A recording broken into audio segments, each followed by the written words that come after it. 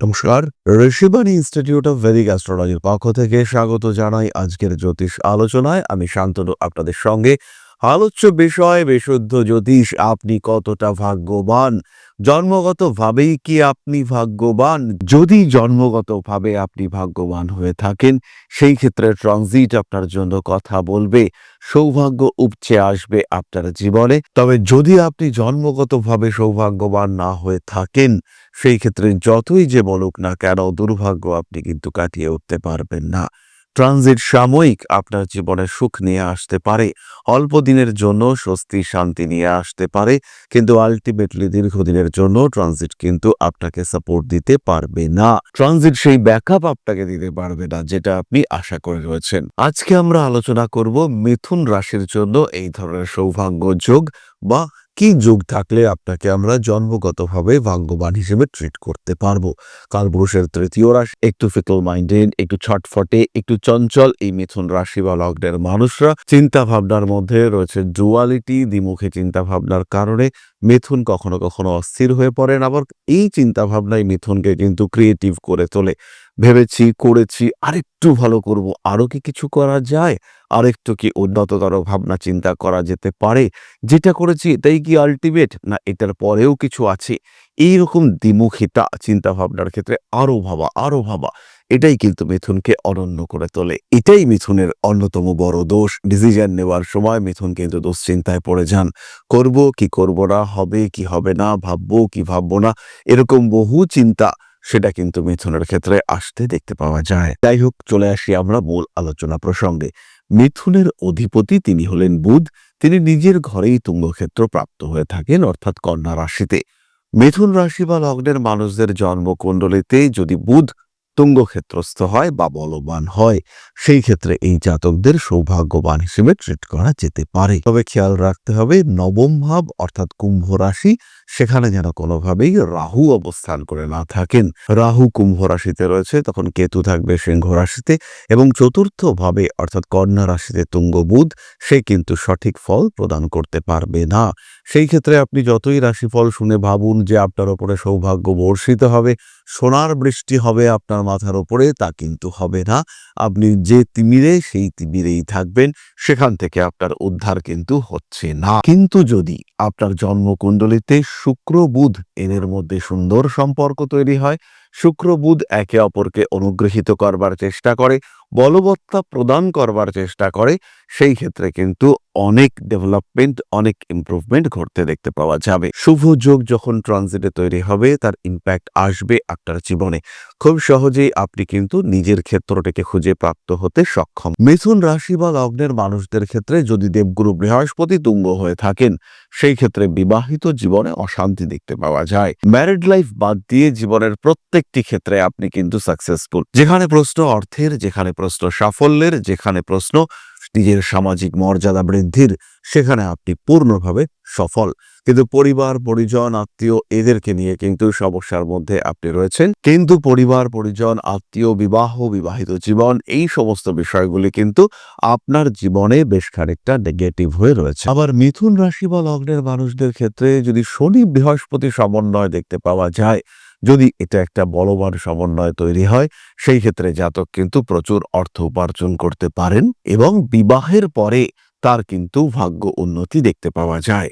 এর সঙ্গে সঙ্গে যদি দেবগুরু বৃহস্পতি শনি একত্রে যোগ তৈরি করেন, বৃহস্পতির ডিগ্রি যদি শনির থেকে বেশি থাকে, সেই ক্ষেত্রে এই জাতক বিয়ের পরে স্বামী কিংবা স্ত্রীর দ্বারা অনুপ্রাণিত হয়ে ব্যাপক উন্নতি করতে সক্ষম হন। মিথুন রাশি বা লগ্নের মানুষদের শুক্র যদি বলবান হয়, তুঙ্গ ক্ষেত্রে অবস্থান করে, সেই ক্ষেত্রেও তারা সৌভাগ্যবান হতে পারেন।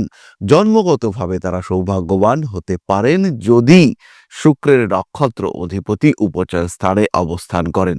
শুক্র এমন একটা গ্রহ যেটা ভীষণ সেন্সিটিভ। অল্প কারণে শুক্র কিন্তু পীড়িত হয়ে পড়ে, এবং যাদের জন্মকুণ্ডলিতে শুক্র বলবান রয়েছে, তারা কিন্তু ভীষণ ইম্পালসিভ, হঠকারী সিদ্ধান্ত নেওয়ার পণ্ডিত। তারা কিন্তু পারিপার্শ্বিক ঘটনার দ্বারা প্রচণ্ডভাবে প্রভাবিত হয়ে থাকেন।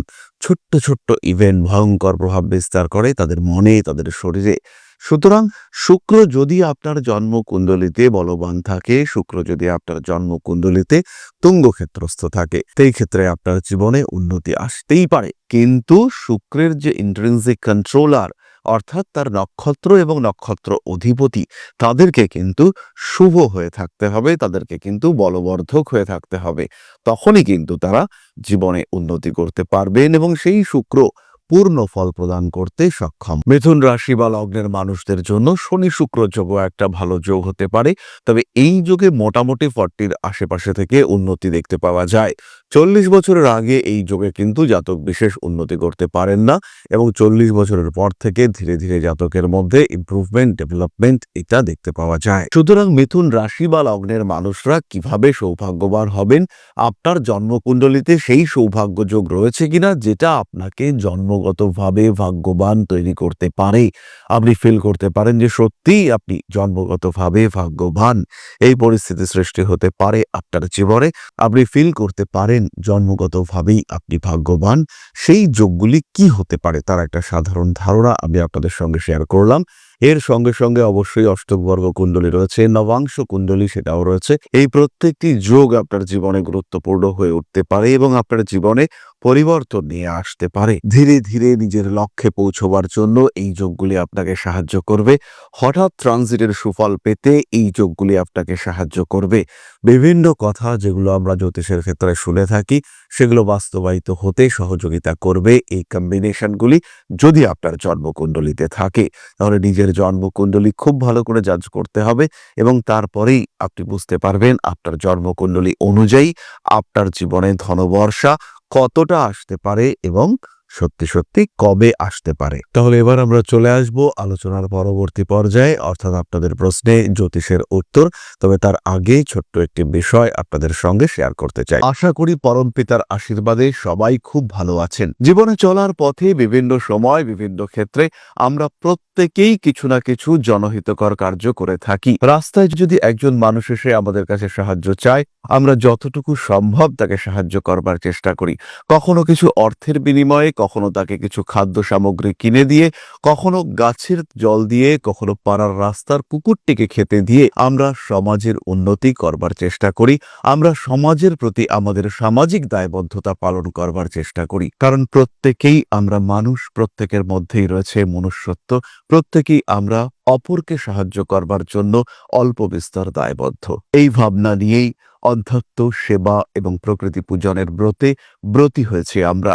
আপনাদের সহযোগিতায় গঠন হয়েছে পরম ব্রহ্ম মিলন মঠ ও সেবাশ্রম। দীর্ঘদিন ধরেই, প্রায় বিগত 3 বছর ধরে বিভিন্ন সময়ে, বিভিন্ন অবস্থায়, বিভিন্ন পরিস্থিতিতে মানুষের পাশে গিয়ে আমরা দাঁড়িয়েছি।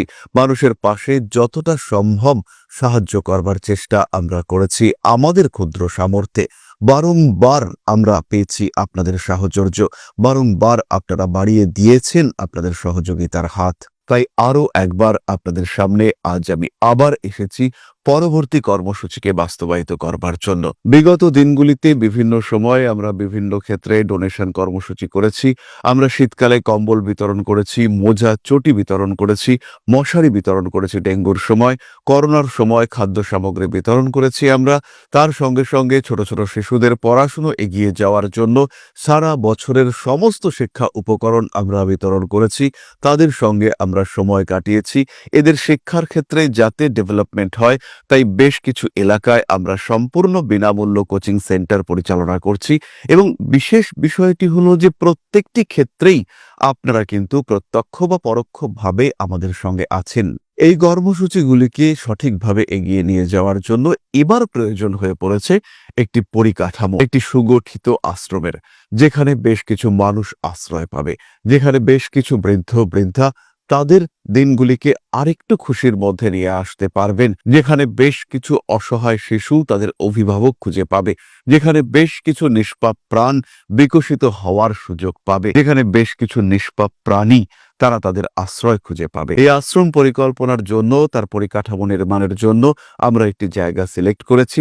সেই জায়গাটি ক্রয় করবার জন্য প্রয়োজন বিপুল অর্থের, যেটি কেবলমাত্র আমাদের প্রচেষ্টায় সংগ্রহ করা অসম্ভব। তাই আপনাদের প্রত্যেকের কাছে ছোট্ট অনুরোধ, প্রত্যেকেই অল্প অল্প করে এগিয়ে আসুন। প্রত্যেকের বিন্দু বিন্দু অনুদানে একদিন সিন্ধু স্বরূপ গড়ে উঠবে পরম ব্রহ্মমিলন মঠ ও সেবাশ্রম। আমাদের প্রত্যেকের স্বপ্ন সমাজের জন্য কিছু করে যাওয়ার, সমাজকে উন্নততর পর্যায়ে নিয়ে যাওয়ার এই যে প্রচেষ্টা, এই যে ইচ্ছে, এই যে উদ্যম, এই উৎসাহ বাস্তবায়িত হবে আপনাদের সহযোগিতার মাধ্যমে। তাই আপনাদের প্রত্যেকের কাছে স্বনির্বন্ধ অনুরোধ, যতটুকু সম্ভব, যতটুকু সামর্থ্য, হতেই পারে অতি ক্ষুদ্র সেই সামর্থ্য, কিন্তু এসে পাশে দাঁড়ান। ইতিমধ্যেই বহু মানুষ তাদের যথাসম্ভব সাহায্যের হাত আমাদের দিকে বাড়িয়েছেন। আমরা তাদের প্রতি কৃতজ্ঞ।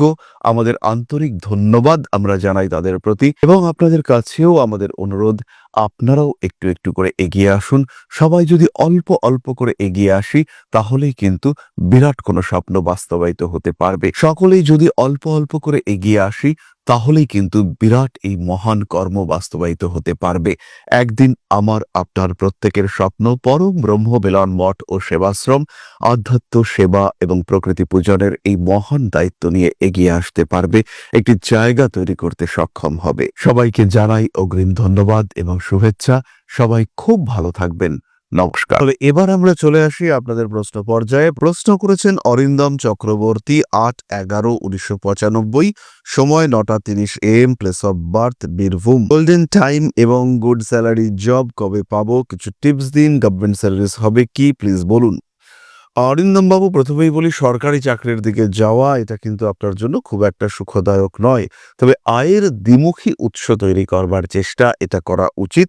রবি বুধের সহাবস্থান বা সম্পর্ক এটা আপনার অর্থনৈতিক ক্ষেত্রকে সুপ্রশস্ত করবে। কর্মক্ষেত্রে উন্নতির সুযোগ বেড়ে চলেছে। এবার আপনি প্রশ্ন করেছেন কিছু টিপস দিন। সেই ক্ষেত্রে যখনই বাড়ি থেকে যাত্রা শুরু করবেন, প্রথম যে টার্নিং সেটা অবশ্যই যেন ডান দিকে নেওয়া হয়, এটা খেয়াল রাখতে হবে, এবং সেই ক্ষেত্রে আপনার অগ্রগতি সেটা হবে চোখে পড়ার মতো। প্রতিদিন কেশর জল দিয়ে স্নান করুন এবং ঘুমাবার সময় সামান্য সর্ষের তেল বাম পায়ে সামান্য পরিমাণে লাগিয়ে নিয়ে শোয়ার চেষ্টা করুন। সেই ক্ষেত্রে আপনার সাকসেস রেট বাড়বে। দক্ষিণ দিকে উত্তর দিক মুখ করে ক্যাশ বাক্স রাখুন। সেই ক্ষেত্রে কিন্তু টাকা পয়সা বাড়তে দেখতে পাওয়া যাবে। অর্থনৈতিক উন্নতির সম্ভাবনা অনেকটাই রয়েছে। সঠিকভাবে প্রচেষ্টা চালিয়ে যান, উন্নতি আসবে। তাহলে আজকের আলোচনা আমরা আর দীর্ঘায়িত করব না। সবাই সুস্থ থাকুন, ভালো থাকুন। মা শ্রী শ্রী আদি শক্তির আশীর্বাদে আপনাদের জীবন পূর্ণ হয়ে উঠুক, সম্পূর্ণ হয়ে উঠুক, আরো আরো আরো সমৃদ্ধ হয়ে উঠুক আনন্দময়। জয় মা আদি শক্তি। নমস্কার।